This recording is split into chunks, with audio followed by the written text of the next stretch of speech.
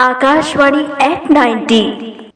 मैं मोहनलाल देवांगन छत्तीसगढ़ कटोरा तालाब रायपुर से सभी श्रोताओं कार्यक्रम सुन रहे श्रोता साथियों को मेरा सादर नमस्कार। आकाशवाणी ऑल इंडिया रेडियो का मैं एक नियमित श्रोता हूँ।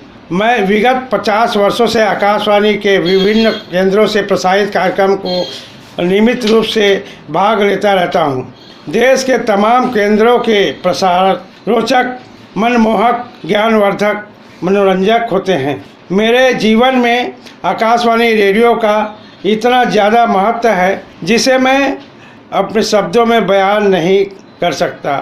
आज मुझे देश विदेश में जो नाम एवं शोहरत प्राप्त है उसका सारा श्रेय मैं आकाशवाणी के प्रसारित कार्यक्रम को देता हूँ। मुझे देश विदेश में मशहूर उद्घोषक उद्घोषिकाएँ एवं श्रोताओं से मुझे रूबरू होने का भी मौका मिलता रहता है। यह कह सकते हैं कि रेडियो मेरे जीवन का अभिन्न अंग बन चुका है।